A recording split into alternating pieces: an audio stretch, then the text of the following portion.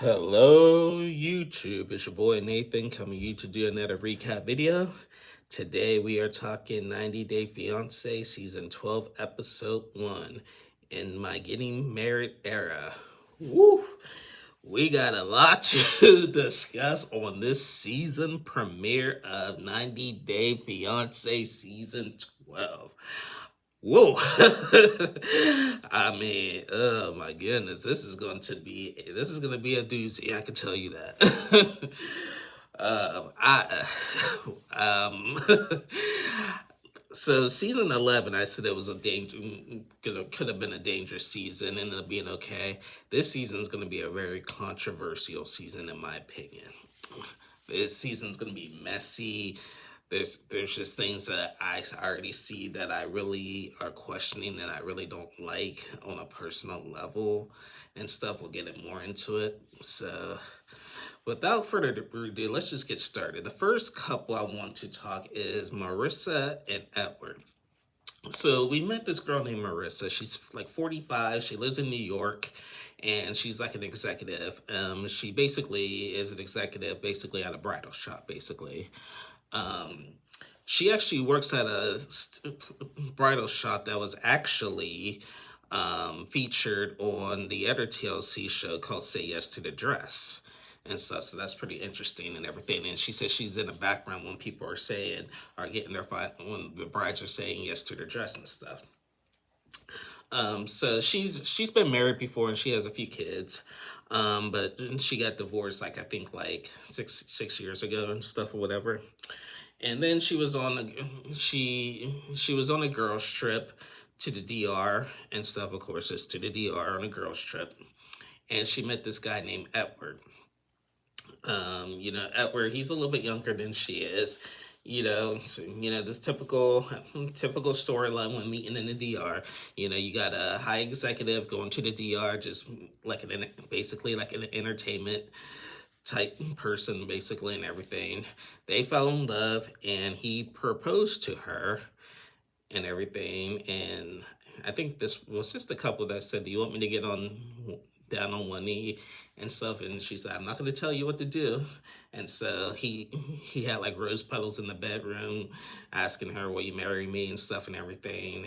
And she said yes and everything. So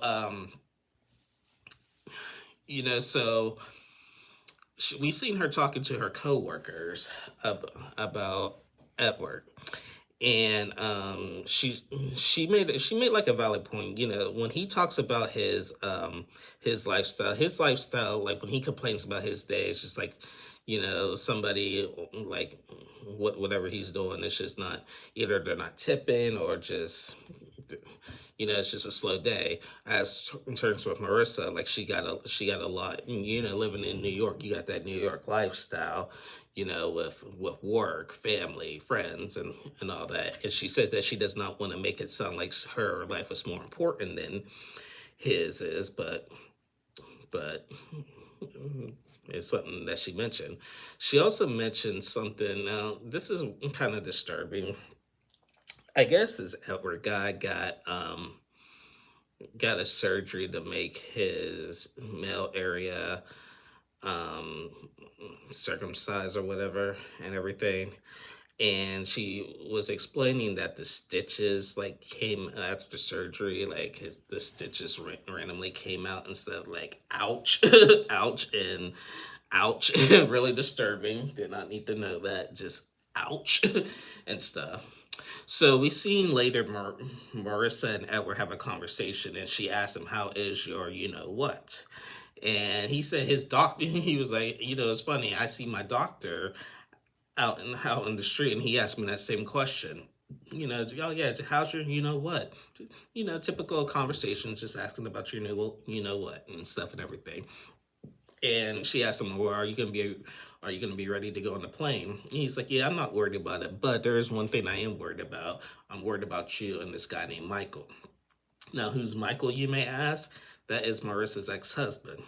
So Marissa's ex-husband, Michael, I guess he's very protective, especially with the kids. I guess they have boys and stuff, and I guess there's going to be some tension because Edward doesn't, he made it really clear that he's not going to come in and take like the full level wave and try to compete with, her kid's father and everything and all that. And Marissa is really worried that he will, like, there's like a confrontation, like that Edward just like steps away from it and stuff, because I guess Michael can get, kind of if iffy, I guess, about this. So that's something to keep an eye on and everything. But like, we're already starting with exes and stuff, ruining everything. So yeah, that's something to keep an eye on. So yeah, I mean, from this very first episode, Marissa and Edward seem like the most normal so far. We're the most normal compared to these other couples that we're about to discuss. So the next couple I want to talk is Asia and Maxwell.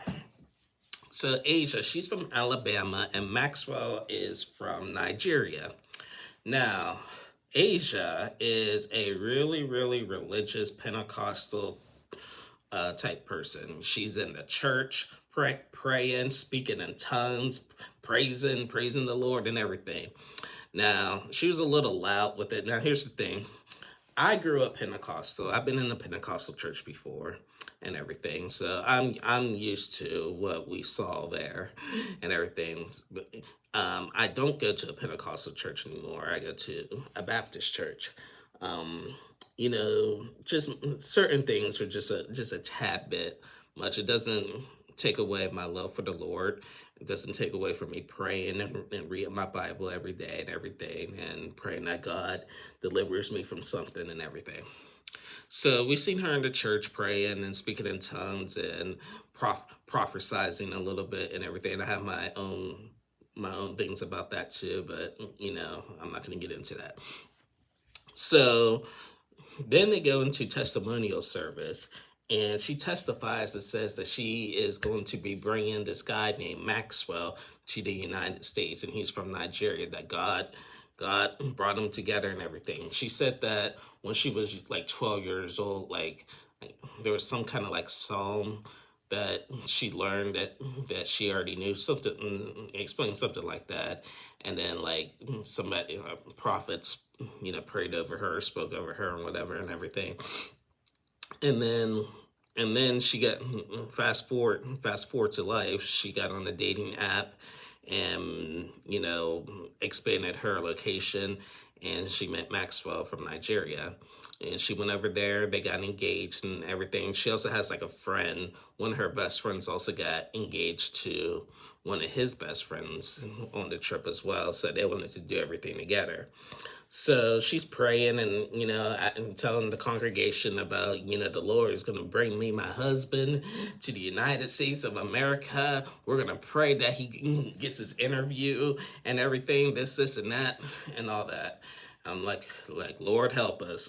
For real, Lord help us. So after church, we seen her on the phone with Maxwell's family, speaking in tongues. It sounded like they were having Bible study, but they were speaking in tongues, praying and everything. Then the producers asked her like, "What's going on?" So this kind of got interesting. So as I said, that Maxwell and his friend and Asia and her friend like are all in this together basically. And Maxwell and his friend both had their visa interview at the same day. So Maxwell, let's just talk about Maxwell. Maxwell goes into his interview and he gets approved for the K1 visa and everything. And he comes out celebrating and everything. Then they called him back inside the embassy and gave him a denial letter, because when they saw pictures and stuff, they saw pictures of his friend and Asia's friend as well, and a lot of their pictures that they had to obviously prove to the embassy and stuff. So with that, both Maxwell and the friend got denied, and because the embassy thinking this is technically gonna be fraud. And not only we're going to deny you, we're going to actually ban you from ever coming to the United States. Ooh, wow. Wow.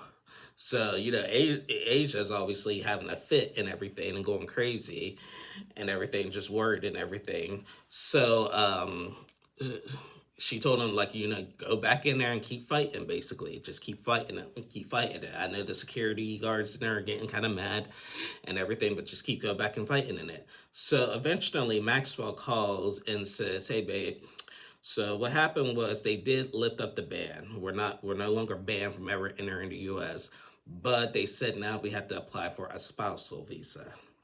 Now Asia's mad because, like, if they do a spousal visa, that's going to take longer than a K1. Now, he didn't ask, Maxwell forgot to ask that they can appeal the decision of the denial of the K1 and everything. But now, basically, the spousal means that she has to go and get married in Nigeria and then apply for it over there. So here's the issue I have with that. Now, I think I seen the letter where it was in 2025, but I do believe earlier this year in 2026, like there is like a visa ban on a lot of countries. Again, I don't want to get political, but earlier this year there was like 75 countries like banned on like spousal visas and like any kind of like immigration type visas and whatever, and everything. And Nigeria was one of them. So that's unfortunate. So even if they try to get a spousal visa, unless they were able to get it done quick before that ban, I don't think that's going to happen.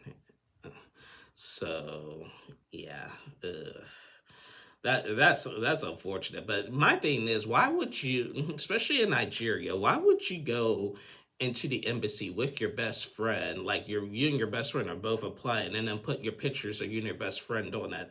Especially in Nigeria, because you already got the bad reputation of Nigeria being the biggest scam country in the world and everything. So that's why they would have thought it was fraud. I don't blame them for doing that. That was dumb. That was dumb.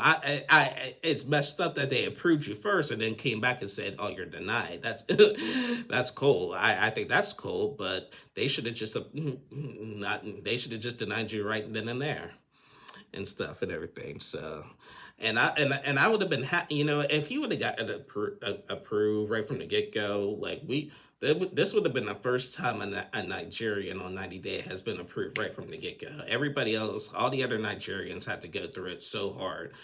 We all know one person in particular that starts with an M.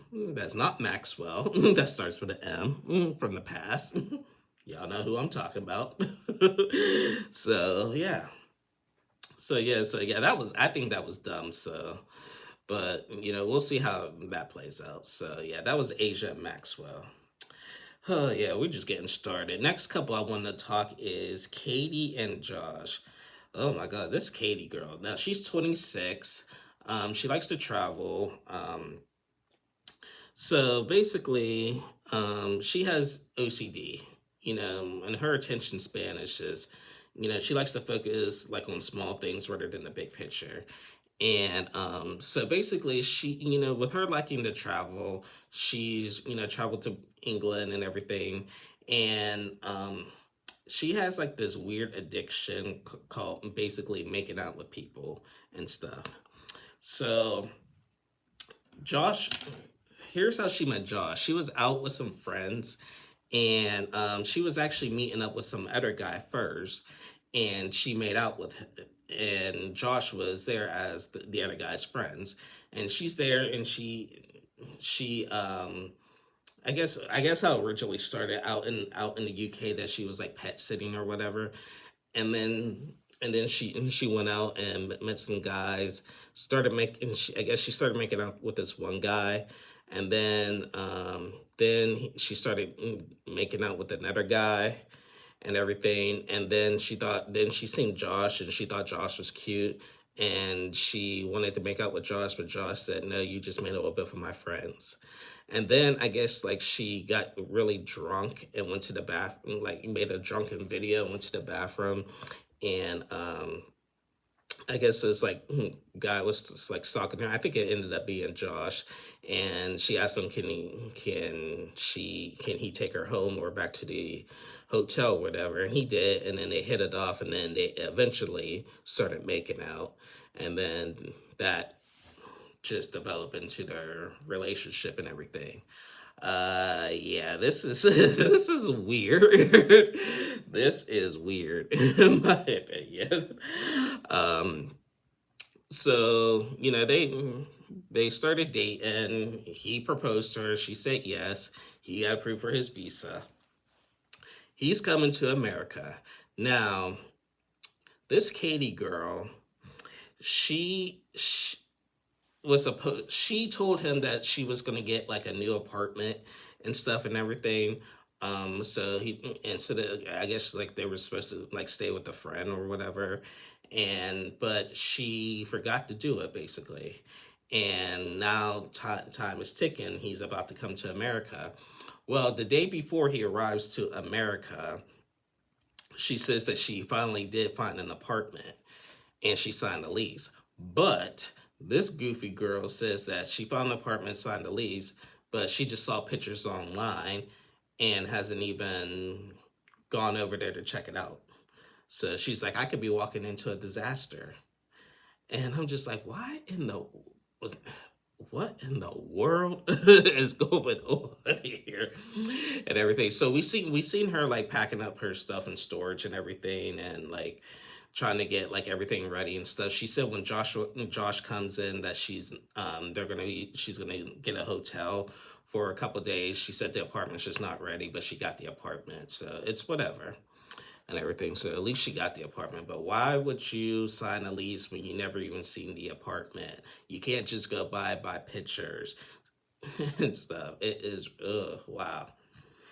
So she opened up a lot about like her OCD issues and everything, and she said that it's affected her relationship with Josh. She said that she's gone out with a few guys and everything. We seen her talking to one of her friends and stuff, because she also likes to do those like marathon type run things, and we seen her talking to a friend, and I guess like she hung up with this other guy and everything and started making out with him and stuff, and she told him about it, but he's just like this really needs to stop. Like it's like she really has an addiction, making out with people, and I've never seen this before in my life. So I give this dude credit, because I don't know, if my girl is making out with all kinds of people, there's no way I could be in a relationship with her. No way. Like, like he must really, really care for her. Now she talked about that she wants their intimate life to be more and stuff. Like she feels like they need to get it on more and stuff and everything. And he's more reserved. He's more conservative and stuff and everything. He says that he doesn't like PDA and stuff. So we eventually did meet Josh. He did arrive. He's from Cambridge, UK. He arrived to America. They had their little airport moment. And she wants to make out with him in the airport for like 4 minutes and stuff. So she starts kissing him, and only lasted like 10 seconds. And he's just like, I don't like PDA, like, and everything. And we see them in the confessional. She's like, do you want to make out for another 4 minutes? He's like, come on, give me a freaking break. So, yeah. So she tells Joshua, like, look, she was flat out with him. Look, I got the apartment, but it's not ready yet. But we're gonna stay a couple nights in the hotel, and I got this little lingerie outfit I'm gonna put on. So he was like, ooh, okay, okay, and we go from there. Um, yeah, I don't know. I really don't know. This is just weird, in my opinion. This is weird as heck. So yeah, that was Katie and Josh. The next couple I want to talk, ugh, is Mallory and Rajit and stuff. Okay, so this is the couple I got the side eye on. And this is like when I did my early monologue, I said this is one of those. This is gonna be one of those couples I'm really kind of concerned about in ways personally that I already see that I don't like. So we met this girl named Mallory. She's 29.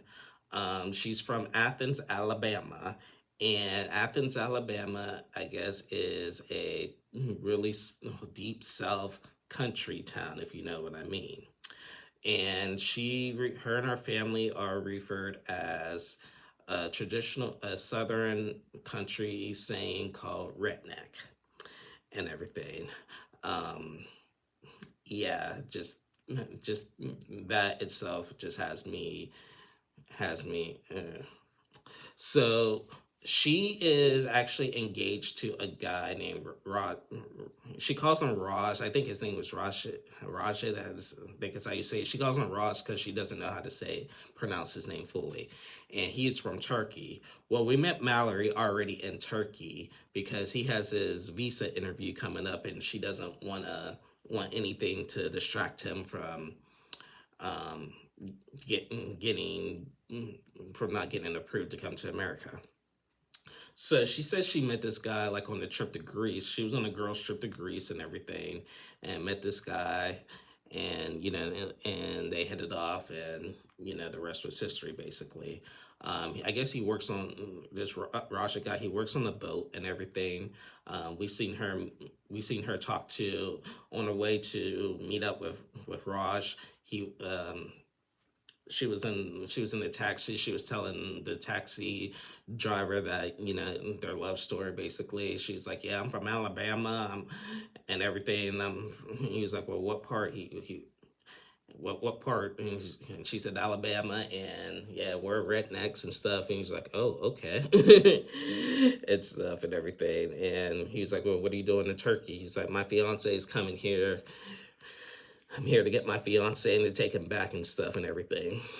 So she gets to the boat area where Raj works at, and they meet up and have a conversation. She asks him like, "Are you ready to like come leave your family and friends and stuff and everything?" And he started crying and stuff. He said that this is going to be hard and everything, but they're going to do it. The producers asked him, "What has Mallory told you about Alabama?" And she's like, "Well, it is. I hear it's like their country and deep. It's country and redneck and everything." And Mallory said something kind of controversial. Well, not controversial, but this is going to get people kind of guessing. She says that her family is really conservative, which is fine. Her family and friends, and she said they're good rednecks and bad rednecks. But a lot of her family and friends said that they are all for the deportations and stuff. She said that a lot of her family and friends are for the deportations and stuff, and with this whole thing going on with ICE. Yeah, not having it, not having it. This is seriously dangerous. I'm gonna be feeling for Raj this whole season, because I seen in the previews that when he gets to America and they get to her hometown, they're gonna be chanting USA, USA, USA, and stuff. So, yeah, yeah, I got the side eye on this couple, and also judging by the previews of it later in the season, there's going to be some controversy because I think there's going to be an ex-boyfriend of hers that's going to be in the way and stuff, and he looked deep country himself too. So this is going to be that this couple is going to be really hard to cover, hard to watch and stuff. And I'm not trying to be disrespectful to people who do live that lifestyle. They're entitled to live the way that they want to and stuff and everything. And that's how they do things. That's how they do this. But just based on how the world is going on now. And again, I don't want to get political because this is not. Don't want to make it sound political, but certain things like that, certain actions are like that, are just got people questioning a lot of things right now. And And when she said that their family, a lot of her family is for the deportations, yeah, that's not good. That's not good. Now, obviously, Raj is doing everything legally, so there couldn't be no issues in terms of that. But still, there's obviously gonna be some eye rolling when he gets there and stuff. So yeah, yeah, I don't know, guys. If things get a little out of hand and uncomfortable, I may not cover that couple this year. I'll try. I'll do my best. I hope it doesn't like bother me a lot, a lot throughout the season. But so yeah. Anyway, that's enough about Mallory and Raj. And the last couple I want to talk is Shay and Annabelle. So we met this Shay guy. He's in his mid 50s. He's another country guy, but he's a little bit more fun.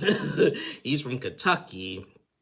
We seen him like he's like another entertainer. Like he does like a lot of like like yachts and boats and stuff and partying and stuff. We seen him with this girl that looked like one of his like good friends and stuff. And I think they might have had something going on or whatever. And he's been married a couple times. He has multiple kids. I think he has all girls actually. We seen his girls. His girls were really beautiful and stuff. Um, but then he got on the app basically and met this girl named Annabelle. Annabelle is also his age and she's from the Philippines and stuff. And so this Shay guy, he sounds controversial too because he said something, like what goes on around here stays on here. I think he made a comment saying that, I think if I kiss a girl out here partying, I don't see it as cheating or something like that. I'm like, dude, what? Because we just out here having a good old time and everything. So like I'm just like, okay. So we seen Shay and his daughters have a conversation about Annabelle. I guess she's supposed to come here pretty soon. The daughters are just obviously concerned because they don't want the attention taken away from their dad. One of his daughters actually lives across the street from him in a house, and I guess they hang out all the time, and she's living at that house rent free and everything. I'm like, okay, go girl, you got your own house rent free. Your daddy's paying for it, and you're close to home, but not in the house. What more can you ask for? And they're concerned about when Annabelle comes in that she's gonna take like all the joy away or whatever and stuff. And he was like, when she comes here, I will figure that we do stuff together and stuff and everything. Like, and she'll join us and everything. And the daughter's just thinking, maybe, but still, like, I'm not too thrilled about it. She's just not going to come in and start taking over everything. I'm like, and we're just like, okay, whatever. Then there was a knock on the door, and a knock on the door came in. And who was it? It was Shay's ex-wife, Nicole, which is his second ex-wife, actually, and one of the other kids' mothers and stuff. And so this Nicole woman comes in, and she's talking like, she coming in hot. She was like, oh, so I heard the rumors are true. Annabelle's coming. He's like, yeah, and stuff. Excuse me. So yeah, the rumors are true. Annabelle's coming. And he was like, yeah, like, why? And she was like, well, when she gets there, me and her are gonna have a conversation. And I'm just like, damn, Nicole, like, what? So Nicole is saying that basically she doesn't feel like Shay is faithful. I guess like when Nicole and Shay were together, like they were only married for a short amount of time and got divorced. They got engaged, they got pregnant and stuff and everything, and then they were going to quit. Shay feels like she is one of them really jealous exes and don't really want him with anybody else but her or whatever and everything. So she's just coming here to cause trouble and ruin it. One of his daughters was like, I don't like it how she comes in, like pops up like this all the time. It's so annoying and everything. And it's like, you're gonna have to put a stop to this now. So Nicole comes in hot, and then she says that, I was in bed with you one night while you were with Annabelle. And we're just thinking, what? So apparently, after their divorce, they were still hanging out. Shay and Nicole, I guess, went to a concert or whatever, and I guess the Shay guy got drunk and everything, and he like passed out. He said his clothes were fully on. He passed out on the bed, and like I guess the ex-wife was in the bed too, and then Annabelle was calling, and the ex-wife picked it up and was showing Shay and stuff and everything, and she was really upset and stuff and started crying. So he had to so he said that, yeah, that incident, like we didn't talk for a long time after that. He had to apologize deeply for that and everything. But she said that, like, when she's here, like, I'm not going to be cheating. I'm not going to be like stinking off to with other women to have a kiss and everything. And she's saying, well, you've done that before, and you probably done it with that one girl, that one best friend that we seen at the carnivore or whatever, the place that he was working at and whatever. And so I don't know. She's just like, I'm gonna be talking to her whether you like it or not. And he's like, you know what? No, you ain't. Don't be coming over. Don't be coming over to this house again, and everything. And so they just started cussing at each other, and then she left. Wow. Wow. When we have new couples in episode one and stuff, introducing these people, it's sometimes hard to keep track of trying to get familiar with names and how everybody operate. But this first episode, we met 5 couples out of 7 and everything. But this first episode was a doozy right out the gate, and this is going to be a interesting season, and this is very, very going to be a very, very controversial season. So I'm here for it. Here for it. Now, like I said, we met 5 out of the 7 couples. We did not see Thomas and Paulina and Debbie and Mita yet. We haven't met them yet. But this is the first time. We normally meet like 3 or 4 couples on the first episode, but we met 5 out of 7. So that's pretty cool. So yeah, that was 90 Day Fiancé Season 12, Episode 1.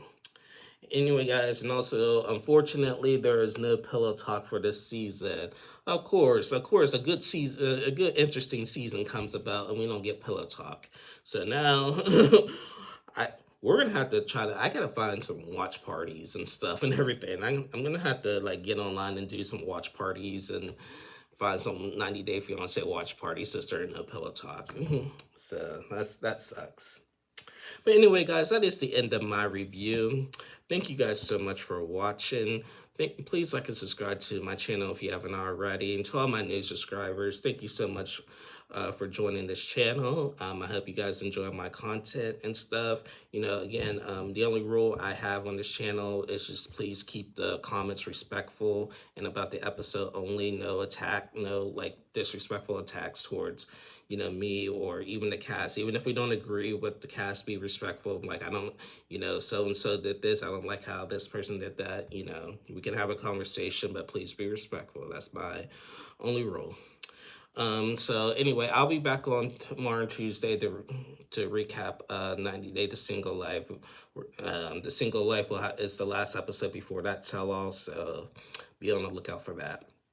Anyway, guys, love you guys. Bye, y'all.